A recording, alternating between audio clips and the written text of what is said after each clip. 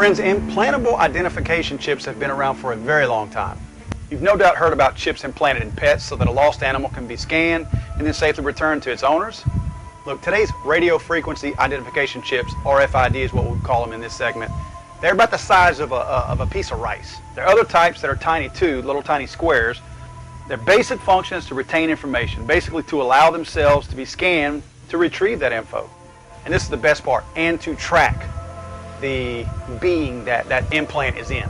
Now, I know that there's a lot of hardcore Christians out there and a lot of hardcore rapture people out there that are saying, mark of the beast, that's what this is. Whether it is or not, that's not what we're here to talk about. We're here to talk about Obamacare. That's right, House Resolution 3962, better known as Obamacare.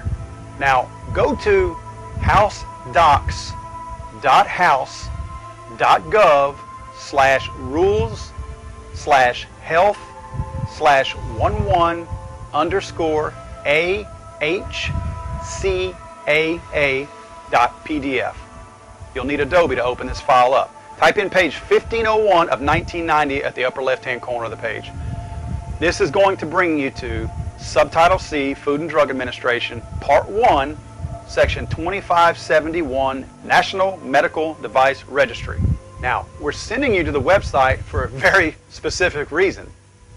So all you liberals out there can't say that we are conspiracy theorists making all this stuff up. Every bit of information that I use is going to come from reliable sources. Two of the sources will be federal government sources. This one in particular, the House website that gives you all the wording of the bill, and the other one will be from the FDA's website. We have an outside website also, but it's actually the manufacturer who makes these implants. So it's their own company website. Again, we're not looking at a blogger's website or something like that. These are official websites of the federal government or the manufacturer of these implants that we're going to be sending you guys to. That's why we sent you here. Now, immediately under that particular section that I just told you to go to, it reads, the Secretary shall establish a National Medical Device Registry to facilitate analysis of post-market safety and outcomes data on each covered device. Now, go down a few lines and you're going to see the first device they're talking about is a Class 3 device. Class 3 devices are breast implants, pacemakers, things like that. Things that basically are already being implanted in a human being to facilitate some kind of function. Again, whether it's a breast implant or a pacemaker. Class 2 devices are the ones that we're more concerned with. The next section says, may include as the Secretary determines appropriate. Now, keep in mind, I don't remember what the numbers are on this. Somebody came out a while back and talked about how many times it refers to the Secretary's discretion as to what she, Kathleen Sebelius, can determine necessary. They leave this open-ended for her to determine this, which we know what that is. That's Barack Obama. Whatever he wants to do, she's going to do, because she's obviously his little puppet.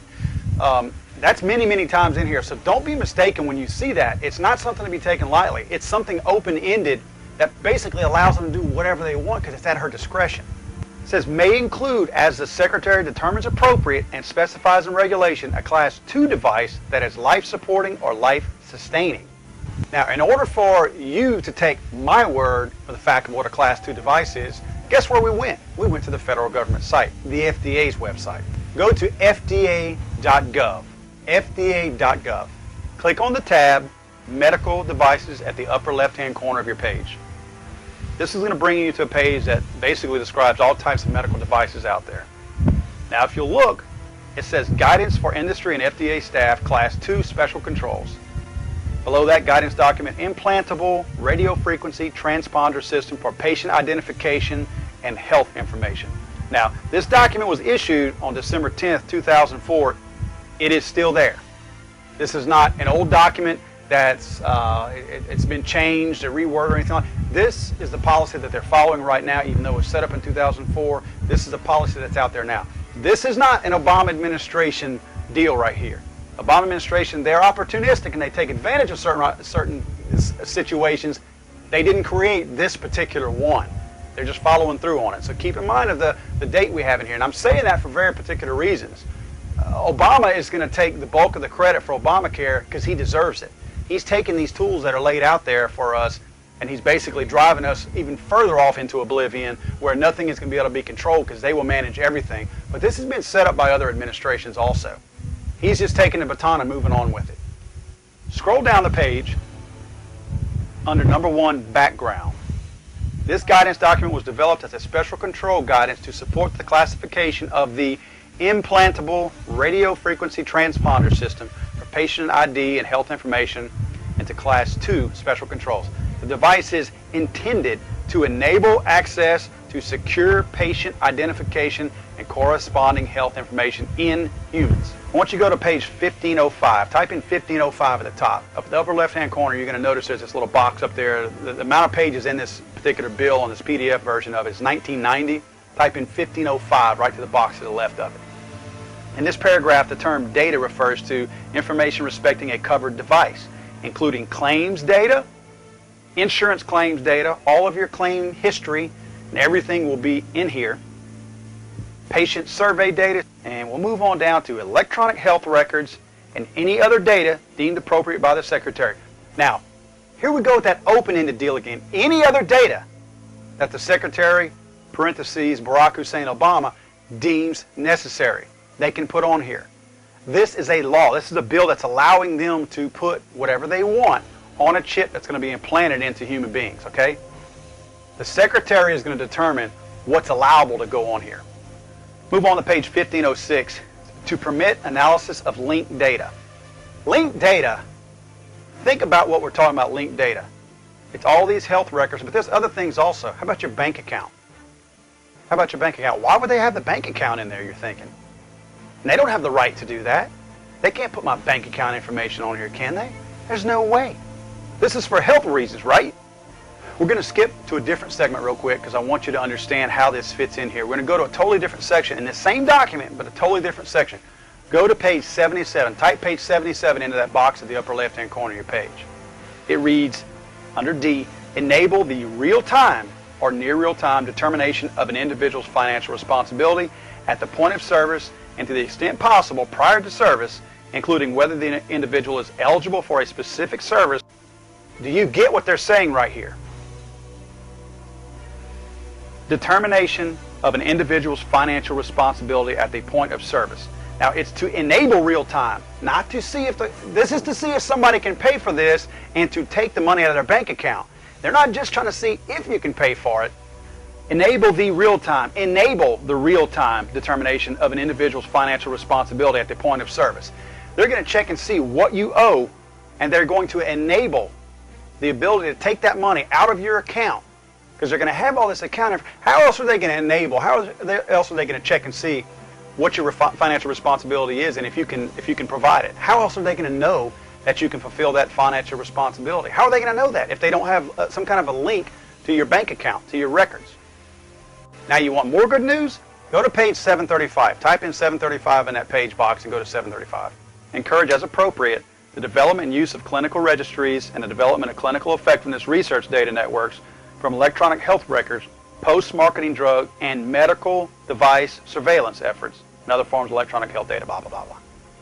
Medical device surveillance. Medical device surveillance. What do you think of when you think of surveillance? What are they trying to survey? Better yet, who are they trying to survey? Medical device surveillance. They will be able to survey. In other words, this is a radio frequency transponder.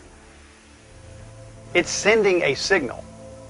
You're going to be plugged into one of the largest surveillance projects out there in history when you have your little rice-sized implant put in your body. Friends, I want you to think about what we just showed you. Other than RFID Canada's website, which is the manufacturer of the product itself, or it's one of the manufacturers of an RFID chip, the other two websites that I took you to, all that information is still out there right now, right this moment. You go out there now, it's there. Remember, the first website is house.docs.health/11_AHCAA.pdf. That's where you're going to find all the wording and verbiage in the House Bill 3962. Then FDA.gov has the information to back up what a Class 2 device is from this particular House bill. So I'm sending you to not bloggers, I'm sending you to websites where you can back this info up yourself. Now, I'm just assuming what they're going to use all this for, because they're the ones tying all this together. They're the ones putting these pieces together for us. Are we that gullible where we're sitting back here going to look at all these pieces falling into place in front of our eyes and assume that can't be what that is? I have 2 words for you. Predator drones. You will never see it coming. You think I'm joking? You think I'm joking? You think I'm joking? You think I'm joking?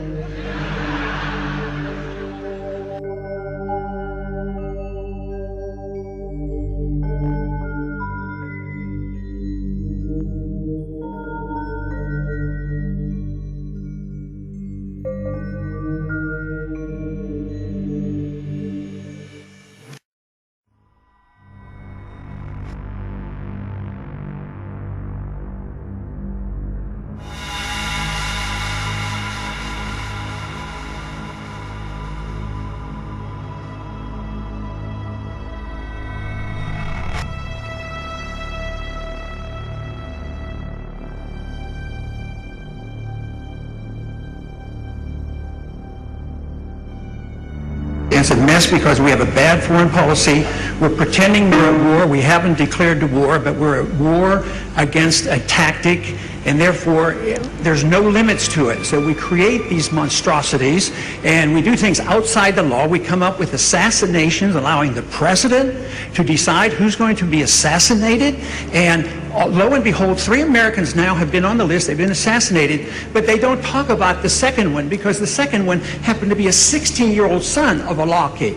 So what are we doing here to accept this idea that our president's in this lawlessness to pursue, and that we someday will be subject to those same courts? So no, you don't. You want to live within the law and obey the law, because otherwise it's going to be very bad for all of us. And this whole idea that now we can be assassinated by somebody that we don't even like to run our medical care, and giving this power to the president to be the prosecutor, the executor, the judge, and the jury, we better look at that carefully before you automatically endorse something like that. Congressman, thank you very much.